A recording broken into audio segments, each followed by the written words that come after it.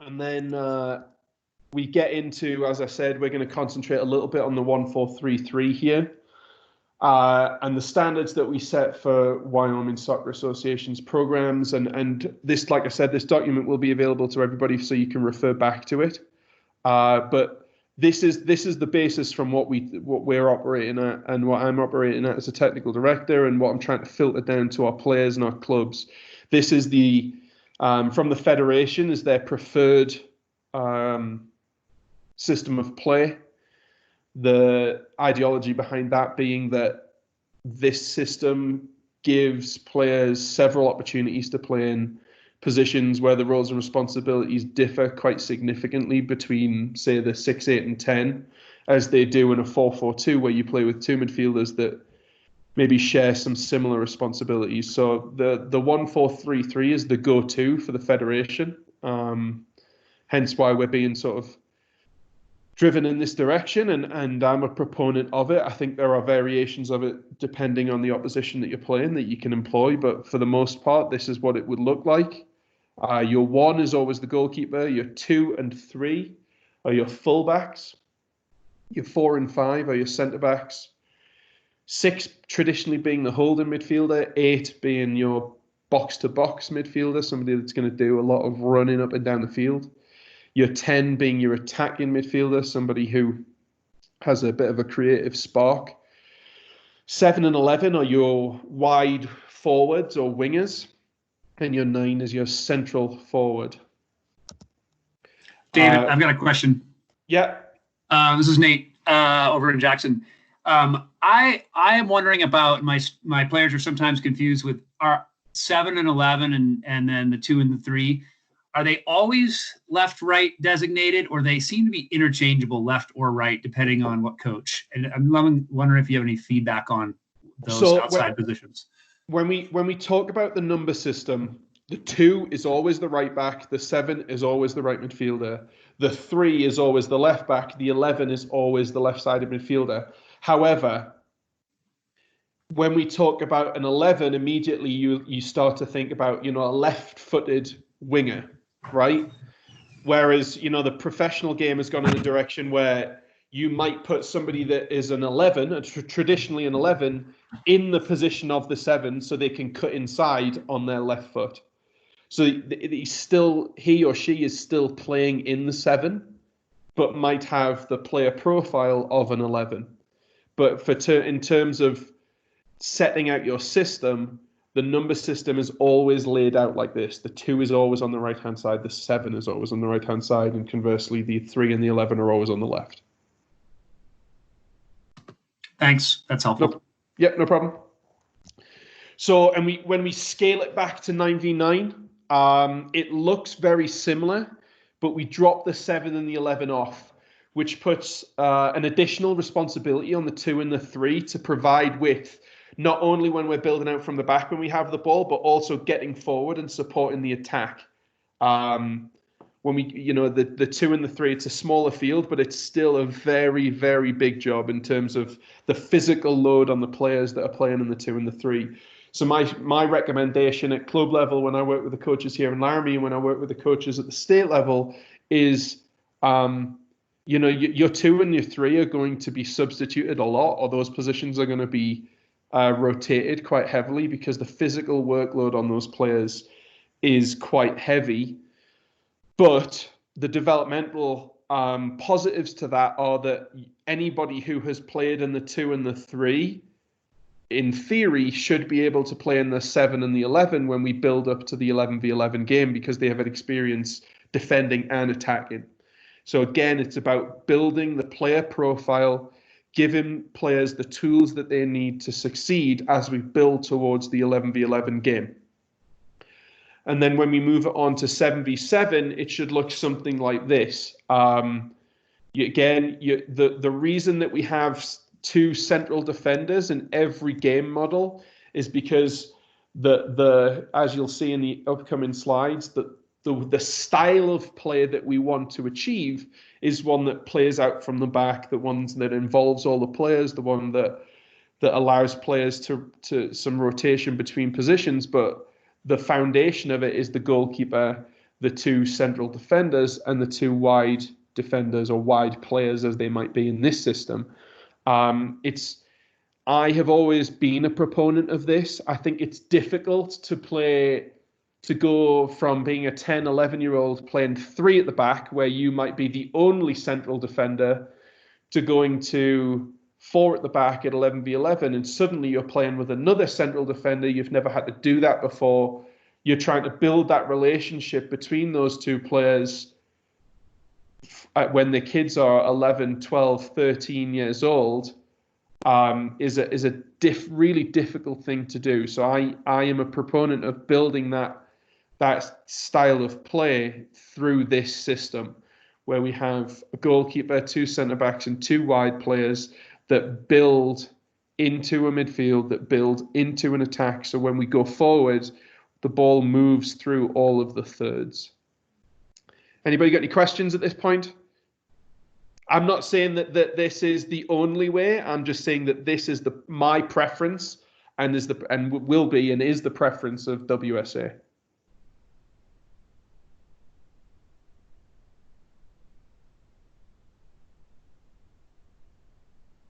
Okay, so I'll move on.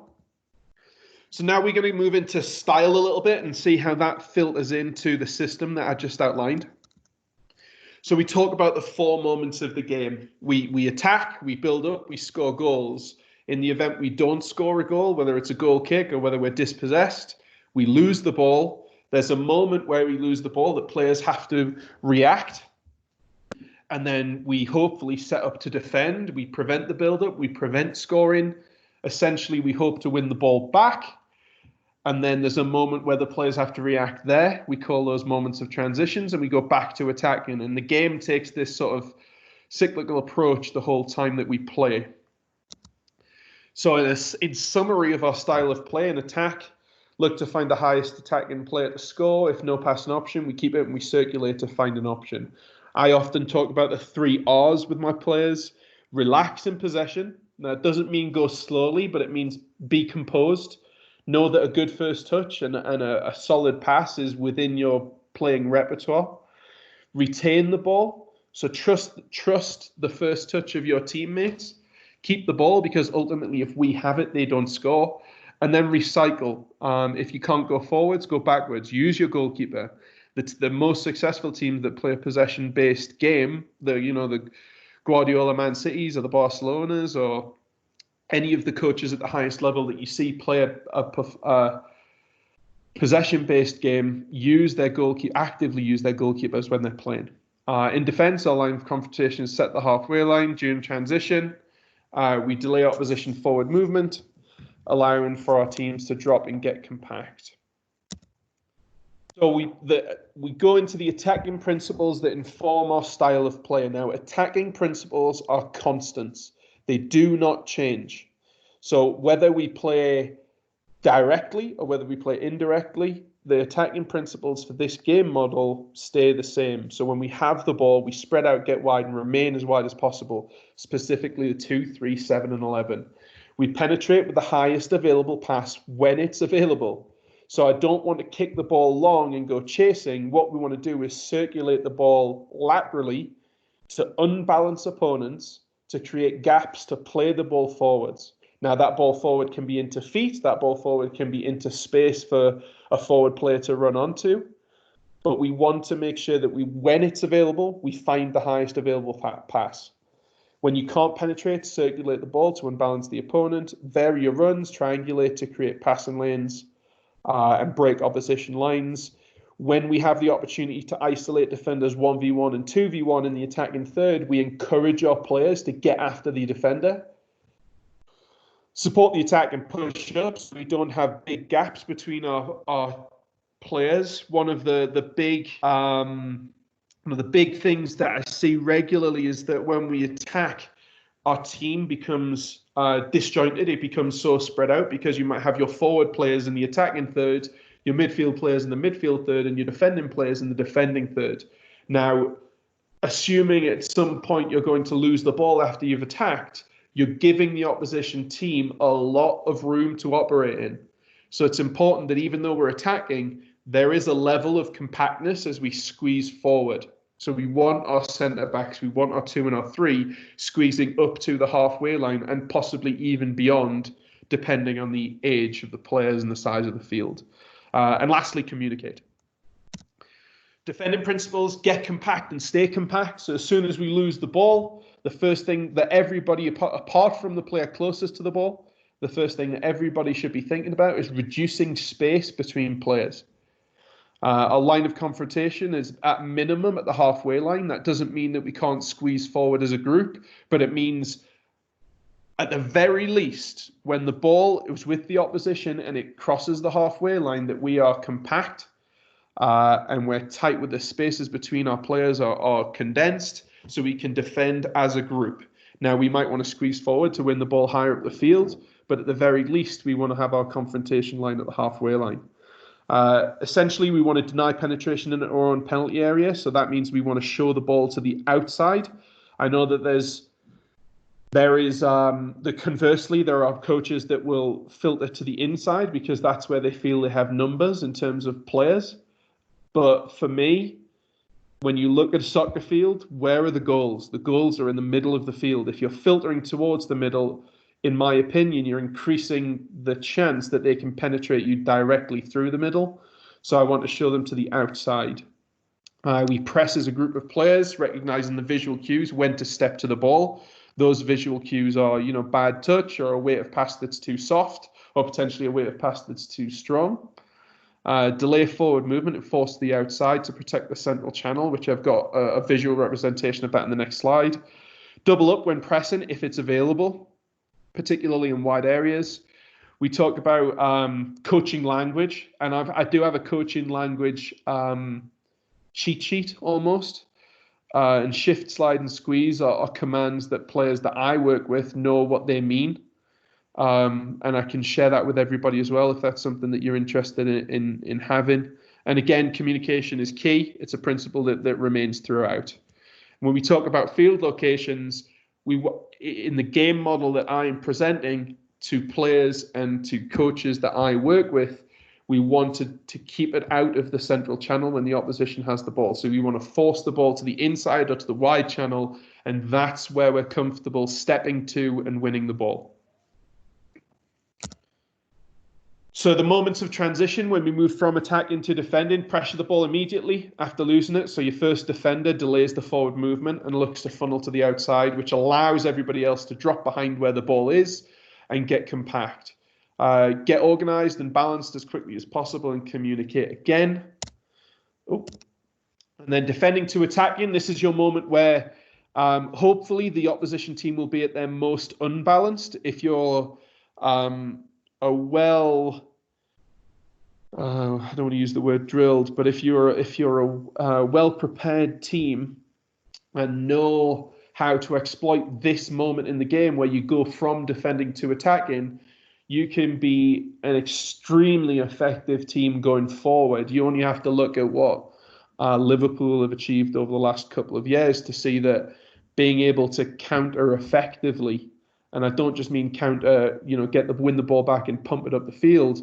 Counter effectively meaning you go from your defending position to an attacking position or an attacking area of the field as quickly as possible, can catch teams off guard. So a real key moment of the game that often gets overlooked when we do our session designs, when we plan our sessions for our players, because it's difficult to replicate. We're looking for the moment where we have the ball and win it back, and that's difficult to replicate unless it's in just a game environment. But anyway, spread out, get wide, stay wide, create passing lanes and movement and rotations between players to break lines, pass or dribble forward to penetrate, relax, retain, and recycle if you can't find the highest available pass. There is a level of anticipation that if the counter goes wrong and you're getting big and wide quickly, that you might have to condense the space quickly if you lose the ball. So there is, you do have to teach your players in the back of their mind to be prepared, to anticipate if we lose the ball, we are going to have to get back in, and this is where I need to be.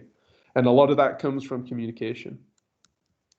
So the game plan, how we build this style of play into a game plan, is we retain the ball within our defensive third, into the midfield third, to invite pressure, in the knowledge that our 7, 9, and 11 have pace with the ball at their feet. Once we invite the opposition to press higher up the field, so we want pressure is a good thing.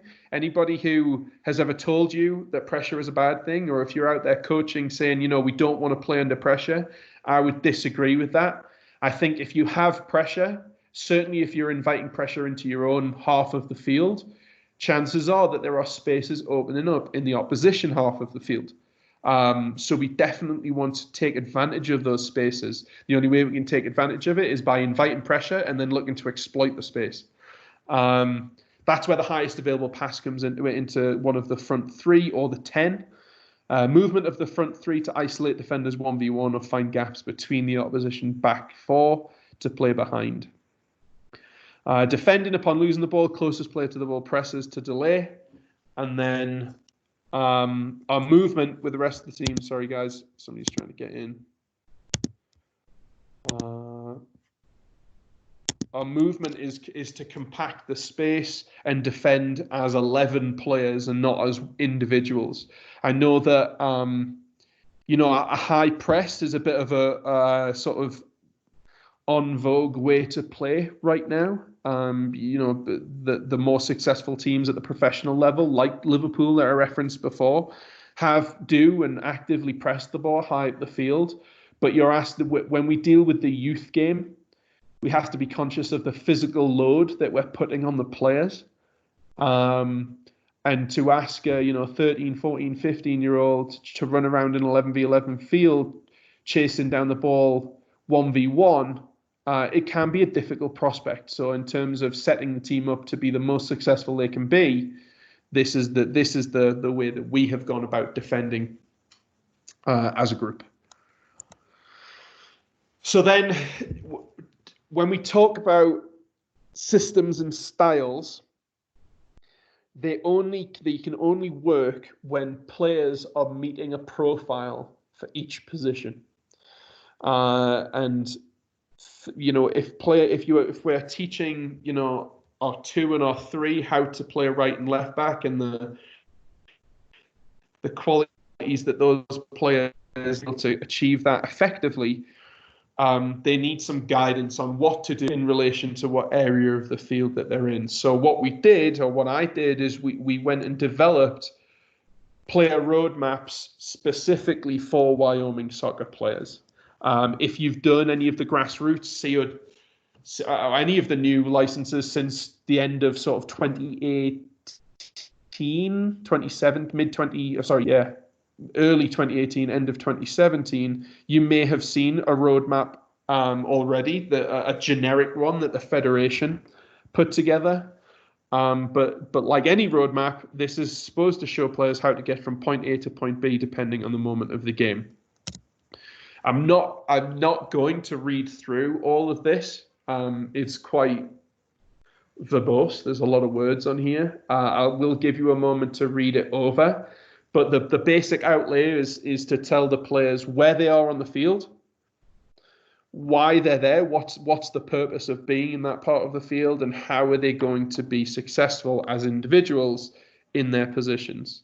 So, if you're in your own half building up, we want to move the ball forwards. We do that by players running beyond the ball and finding passes. The player actions associated to that are spreading out, supporting the attack, passing, potentially dribbling, creativity on and off the ball. The qualities of the players to be able to achieve those actions are knowledge of the game, making informed decisions based on the position of opposition players, being competitive, the will to win. That's a big part of being a quality player. Is we want to develop players with our focus firmly being on development. Can we make these players better?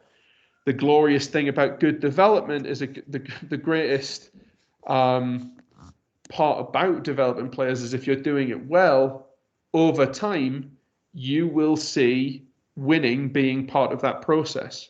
And it is an important part of development. I wouldn't say that, I don't subscribe to the mantra that winning doesn't matter. I agree that it doesn't matter at the youngest age groups. Winning doesn't matter at the youngest age groups. But when we start to move towards the 11v11 game model, players need to understand that there is the best players have a certain competitive drive, and that competitive drive is geared towards winning the game.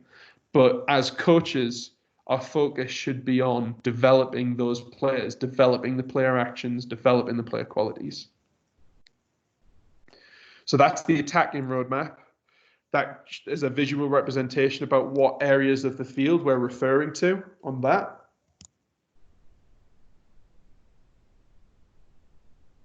And then same for defending. Again, there's a number of things on there that players can reference. Now, this is a tool for you as a coach and a tool for you as a parent and a tool for players. Everybody can reference this roadmap and can see what those moments of the game should look like for individual players.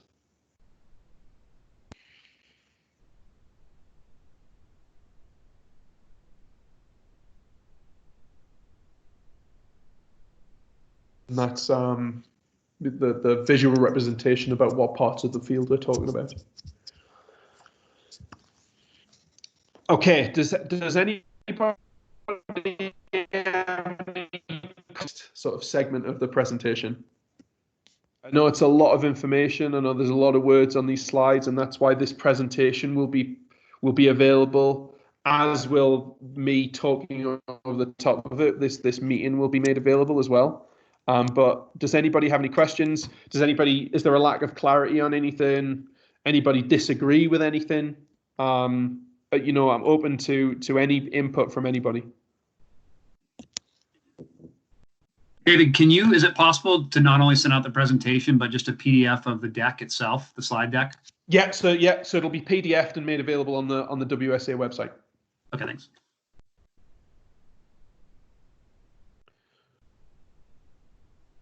Not hearing any burning questions, so I'll move on to position roles and responsibilities. So again, we started with the system.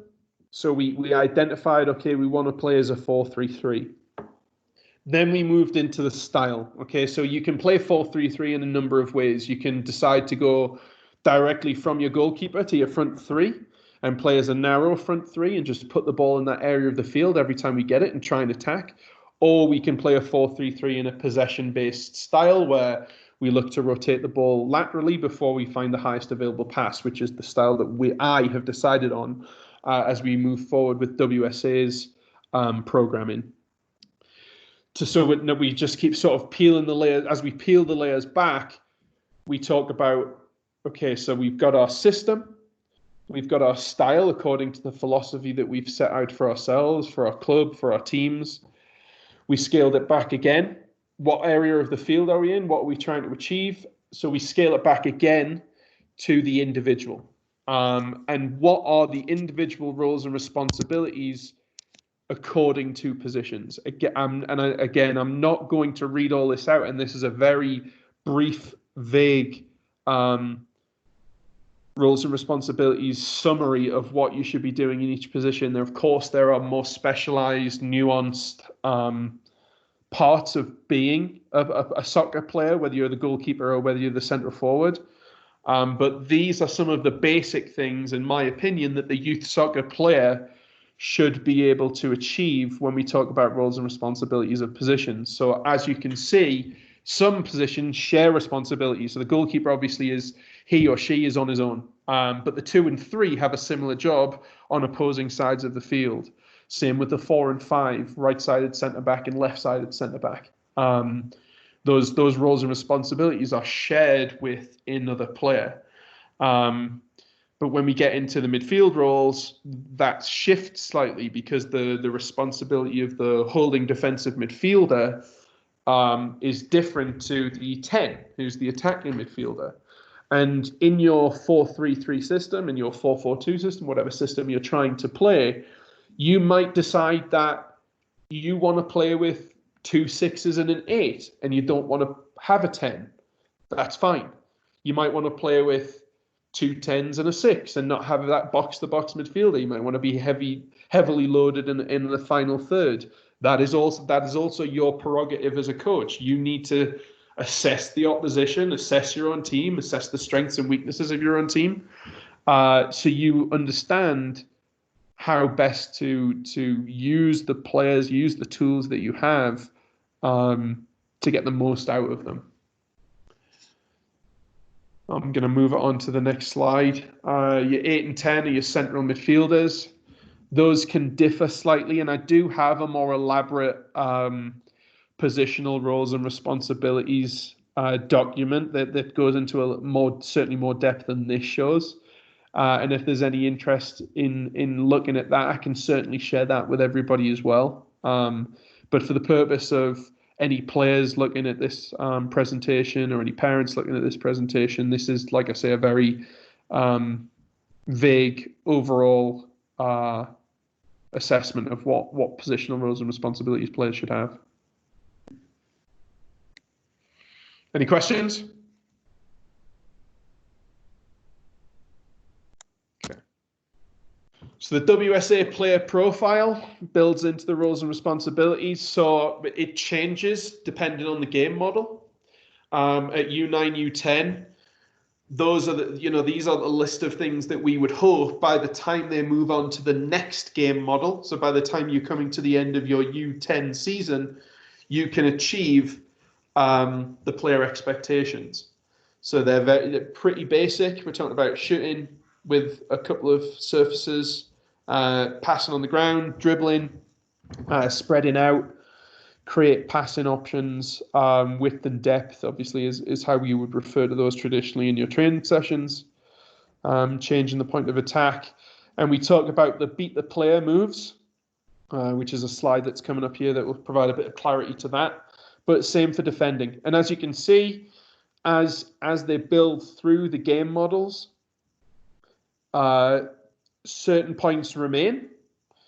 Certain points become more complicated, more nuanced, as the understanding of the game develops for the player.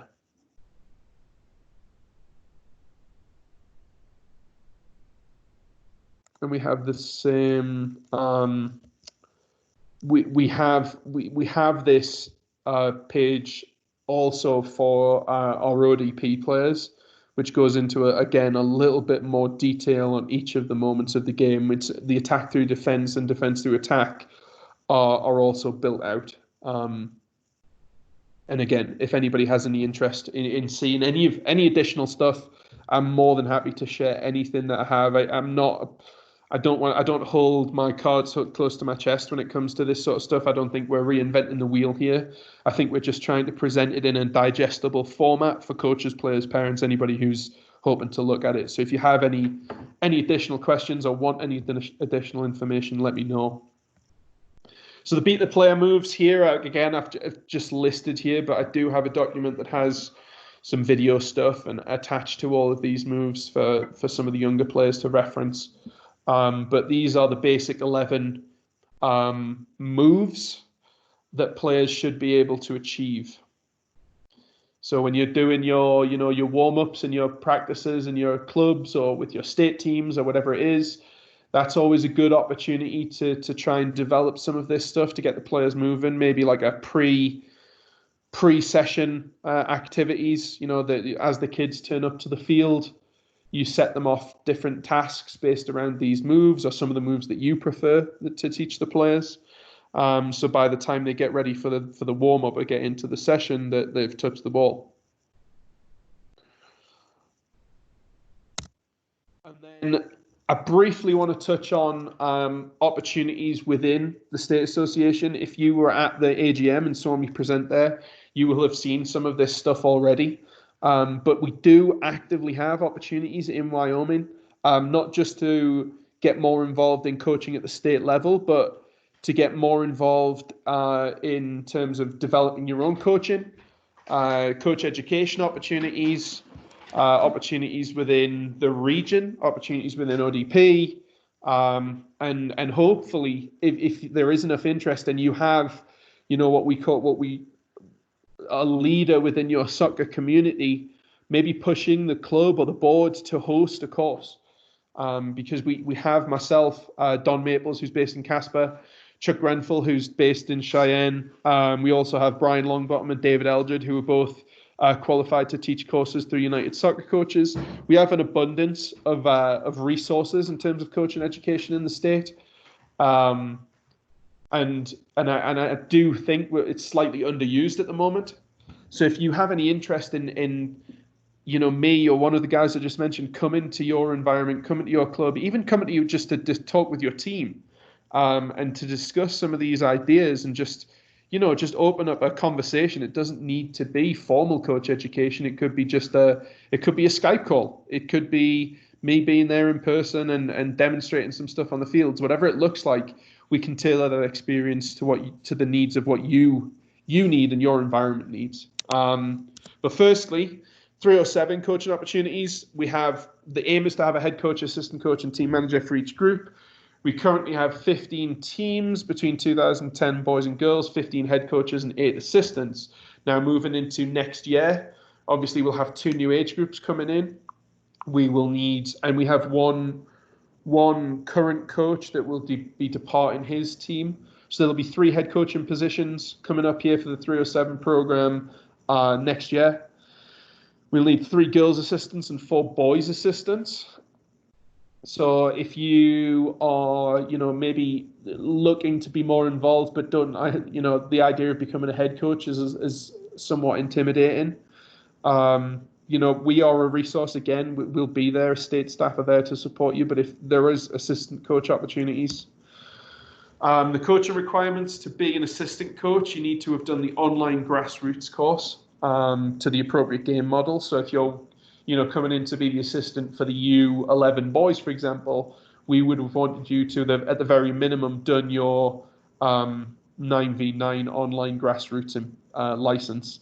And we actively run with our 307 coaches coach education when we get together. So that in terms of getting your in-person license, that opportunity would be there if you were to be part of the 307 program. Head coach, you need to be currently holding or can attain your D license within 12 months. We are supposed to have a D license coming up here in the first part in June and the second part in July. But there are some changes being made due to COVID-19 to the June schedule.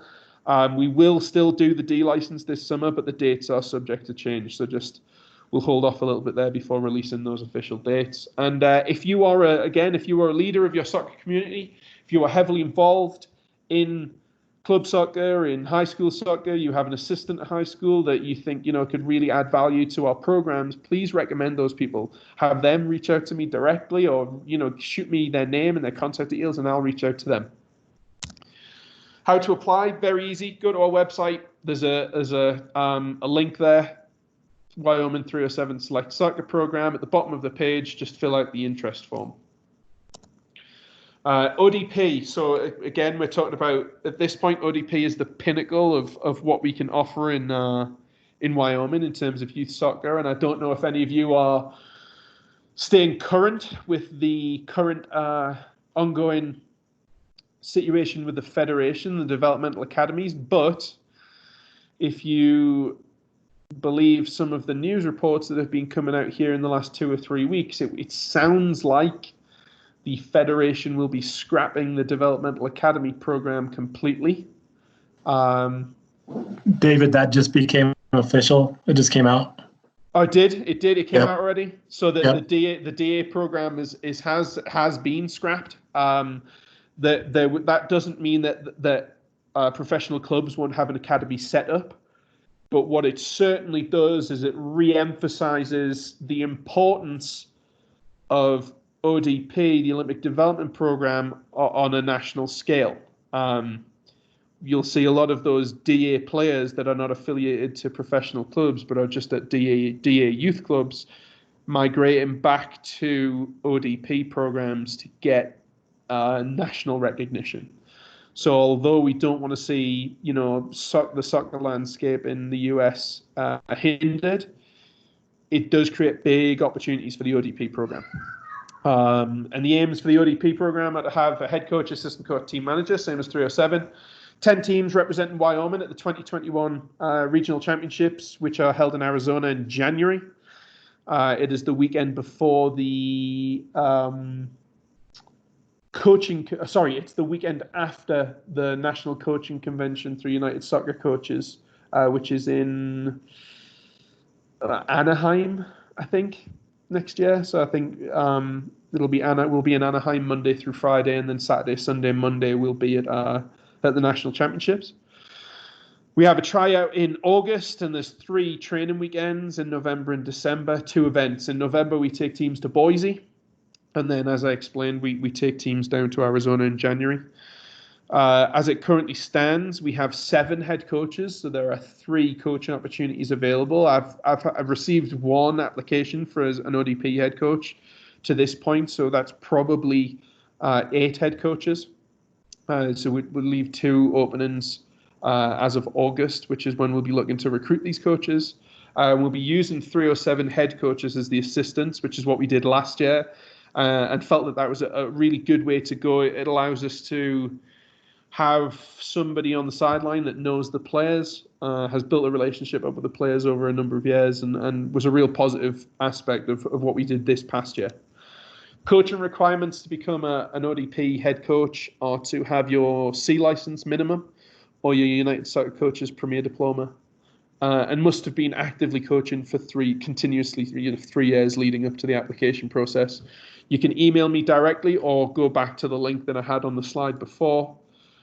And then beyond that, there is the opportunity to coach at the regional level. So if you have your B license or your Premier, you have an opportunity to potentially be recruited at the regional level. There's region camps in the summer. They take place traditionally. Well, the last couple of years they've been in Oregon. I know that they were in Colorado the year before that, but they sort of move around the West region a little bit.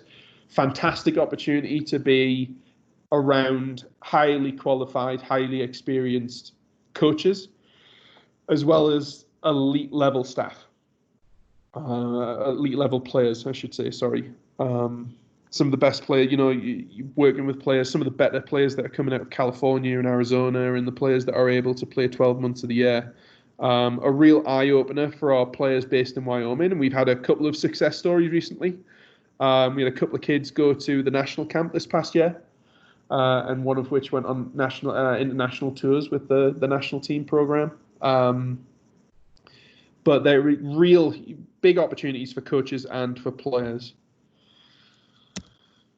And then finally, just to sign off, if you're on this call, it means that I'm sort of preaching to the choir a little bit. But every player in our state, in our country, in our clubs, whether it's they're being coached by a volunteer, whether they're being coached by an A-licensed coach, whatever it is, every player deserves to be coached by somebody that has taken the time to educate themselves, creating the best environment. And that, I think that goes, I'm not just pertaining to soccer here, but any sport, any youth sport, players, kids, children deserve to be taught by educated coaches. And the level of education can vary. It might be a quick online class. It might be one of the online grassroots courses. But if you go on and do an online grassroots course, the 7v7 course, and go back to your players, back to your team environment, it immediately will get better. And then you might not take on all of it. You might not take on 100% of the content that's delivered. But you've gone out there to try and expand your horizons a little bit. And I truly believe that this needs to be, if you're on this call, this needs to be the message to the coaches and the directors of coaching and the board members that you see and work with and interact with on a daily basis. We really, really need to push coaching education. Because if every coach in the state, we have 880 something coaches currently actively registered. If every single one of them had a little bit more education, that the immediate rewards that the players would get is just, I think, it's just a fantastic thing to strive to achieve. One last slide. Arm yourself with the basic information to be able to do the job well, whether you're a volunteer or whether you're paid to do it. You're doing a disservice to yourself and to the players that you're working with if you don't take it upon yourself to get better. Care about the players, every decision that you make, whether you're a board, director of coaching, whether coach, whatever it is, every decision that you make you should have the player at the heart of every decision. Ultimately, the game cannot be played without them, and we want to grow the sport. We need more players, we need more teams, we need more coaches, we need more referees. Obviously, it's a sport that I love. It's a sport that I've dedicated my life to. It's a sport that I've played forever. So easy for me to say these things because I'm not coaching multiple sports and all that sort of stuff. I understand that there are real life things that get in the way of this, but if everybody could operate in an environment where that final statement on the slide here, where whichever club you're working for operates with the core belief that every player within the club has the right to be coached by a coach with some type of formal educational training, I think we improve the environment statewide exponentially. And that will be the sort of final message that I leave everybody with. I know that the more interesting stuff was in the previous slides when we were talking about systems and style of play. But any questions that you have, now is the chance. Like I said, this will be a weekly event now. All of these presentations will be posted to the website. The presentations themselves will be PDF'd and made available to the website, so you can share them amongst your coaching staff, your parents, your players, however you feel best to share that information. But yeah, if you have any questions, please feel free, go ahead, or you just want to initiate a discussion that can get some people involved, now is the chance.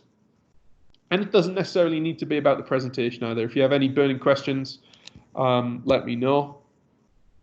Or if you want to type something into the chat as well, that's also an opportunity to do so.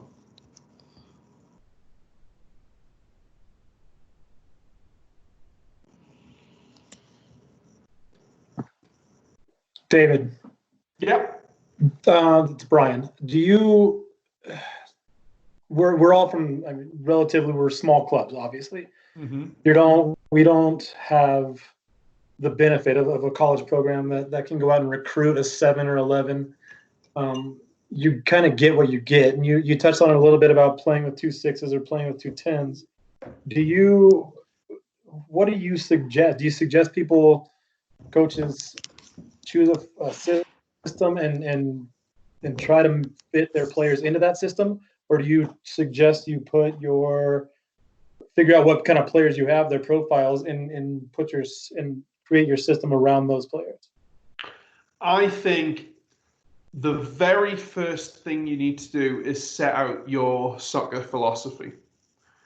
So how do you want the game to look? If you closed your eyes and pictured the perfect attack and the perfect moment of defending, what does that look like? And write that down.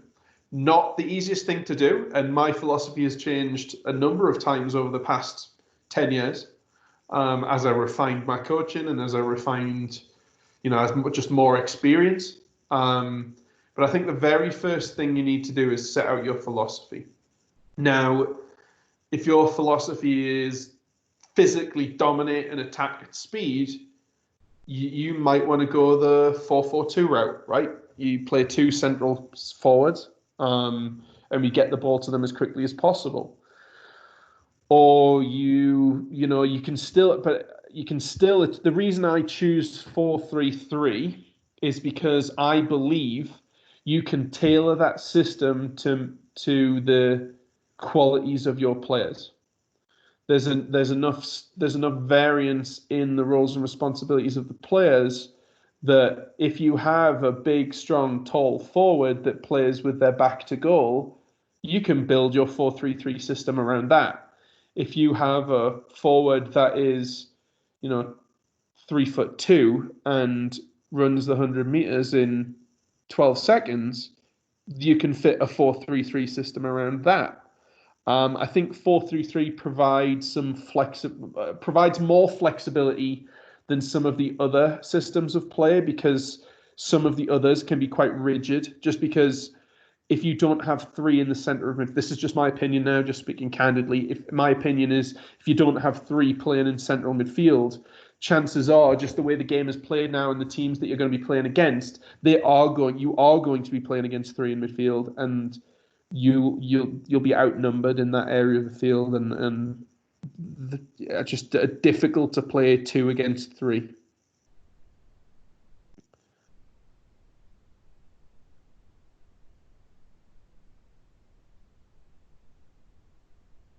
Hopefully that answers your question. It answers it sufficiently.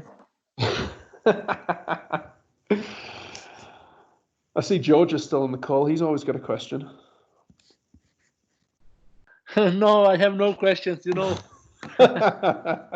It's the presentation is fantastic, and I like the build up from the back and possession oriented style. So yeah, I love the 4-3-3.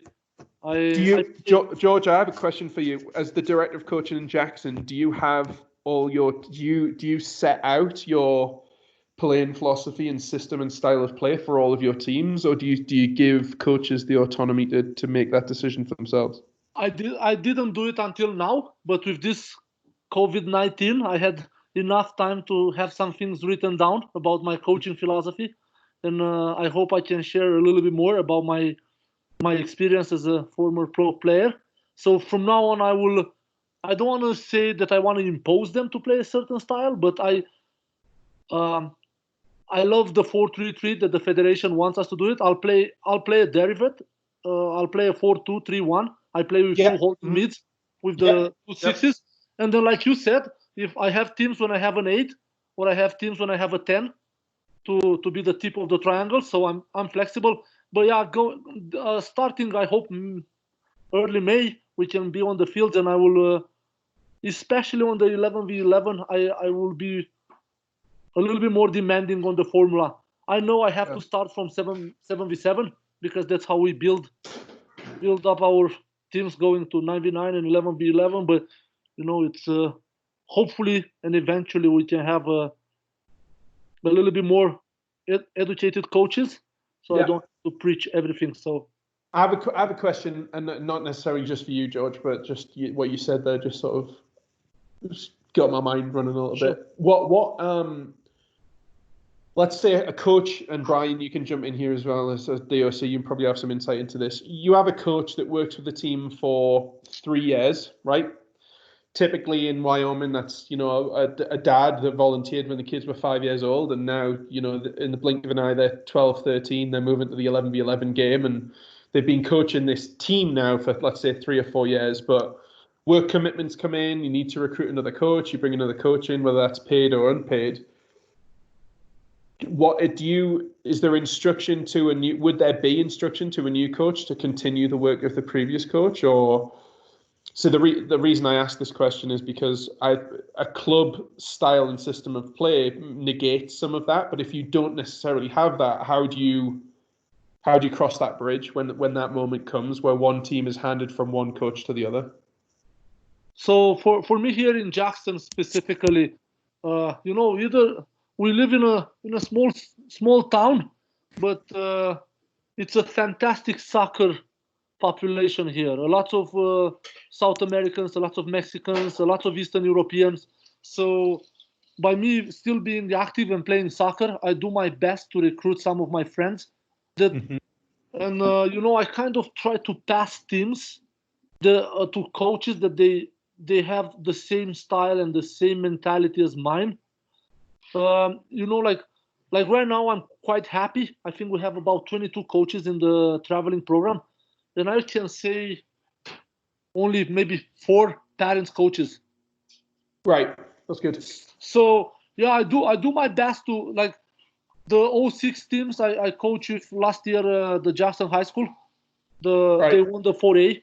So I coached the 06 boys together with Matt Holscher, he's the high school coach, and we kind of have the same philosophy. So it's with a view that these 2006s will be in high school next year and they will already have worked with the coach. Is that the right? Correct. Right. And now I'm really proud of my 2008 boys. It's a really, really solid team. I got them. Usually, I coach whatever has the most problems. So if it's a team that loses every match 10-0, that's why I'm coaching. But this team, the 2008 boys is a team that is actually successful, and it's a talented group of players. I have about 24 players. So this team, I will not give it up unless it's a coach that has the same mentality, the same philosophy, and like you said, if it's not educated, I will not give up teams anymore. I'll do my best to keep the coaches involved and engaged. So I'm really happy. I've seen a couple of guys from Jackson on this webinar, and I hope we can promote it more and more, and they can be more on this type. And by all means, like, you know, share this content with the coaches that you work with, the clubs that you're in, because I will.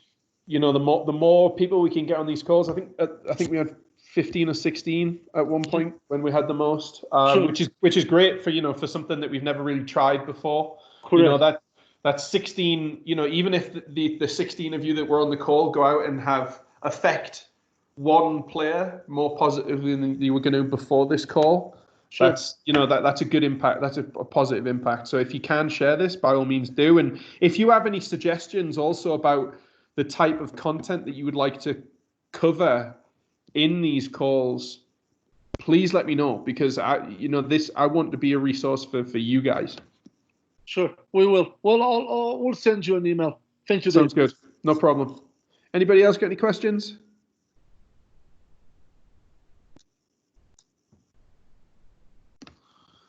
Okay, well, I really appreciate everybody's time. I really appreciate you all being on the call. We'll go again next Wednesday at 4 o'clock. Right as of right now, I think, if I remember correctly, give me 1 second as I just stop sharing my screen here for a second. Stop the recording. Next week's topic